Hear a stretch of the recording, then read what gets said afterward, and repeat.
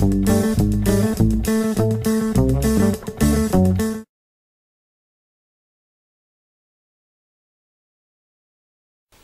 bonjour, bienvenue sur Cocotte TV pour une nouvelle présentation. Aujourd'hui, une alimentation un peu particulière, très attendue par pas mal de monde, la Silverstone ST45 SFG.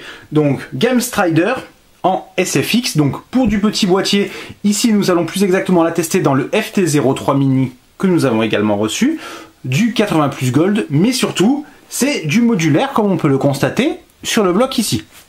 Alors au niveau des caractéristiques techniques, on va aller très vite, donc 100% modulaire, un rail unique de 12 volts sur du 37 ampères et un petit ventilateur de 80 mm à première vue, 10-15 mm d'épaisseur. Le contenu de la boîte, c'est très simple.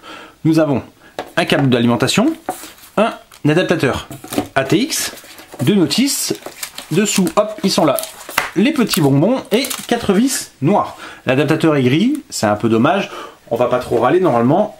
On ne devrait pas en avoir l'utilité si on achète ce genre de bloc, surtout au prix auquel il est vendu. C'est vraiment pour le mettre dans un boîtier SFX et non dans un boîtier qui accepte des alimentations ATX.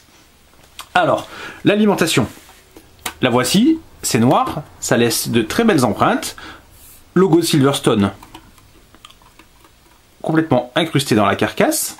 Ici, nous avons la connectique, donc là, le 20+4, le PCI Express, l'ATX pardon pour le processeur, et enfin Molex et SATA. Ici les informations techniques, donc 450 watts en 80 Plus Gold, donc un rail de 37 ampères, 12 volts sur 37 ampères pour 444 watts plus tout le reste. On va pas s'attarder dessus. La finition du bloc, elle est bonne. On espère juste que le ventilateur sera plus silencieux que sur les anciennes générations que nous avions dans les Sugo notamment. Les câbles, alors les voici. Donc entièrement modulaire, ici nous avons le 20+4 court. Alors très bonne chose pour les petits boîtiers, si on veut l'intégrer dans un boîtier un peu plus grand, à savoir, on l'avait vu lors du Computex, Silverstone va développer une gamme de câbles. L'intérêt c'est que ces câbles seront compatibles avec toutes les alimentations de la marque, donc avec celle-ci, avec une Strider en ATX, avec une Zeus, pourquoi pas, peu importe. On pourra brancher n'importe quel câble sur n'importe quelle alimentation. Donc si on a besoin de plus de connectiques, si on a besoin de câbles plus longs, on pourra acheter des sets. Parce que là par exemple, on le voit aussi, nous avons ici le PCI Express, donc qui est un peu plus long, avec un 6+2 et un 6 sur un seul câble. Donc un seul PCI Express, pour une carte, c'est largement suffisant. À moins d'avoir du DTX et de faire une configuration avec deux cartes en single slot, normalement en SFX, il n'y a pas besoin de deux câbles. Ensuite, nous avons 3 SATA.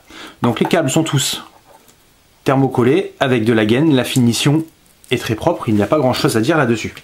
À voir si ça bouge ou non. Par contre, là, ça ne bouge pas du tout. Nous sommes sur le processeur.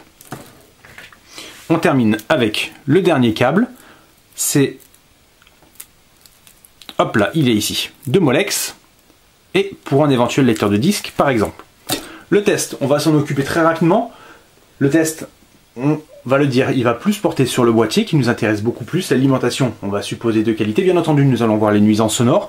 On va s'attarder un peu sur les tensions et sur le rendement, mais on ne va pas pousser aussi loin que d'habitude. On va vraiment faire très court, une page, on va pas plus loin.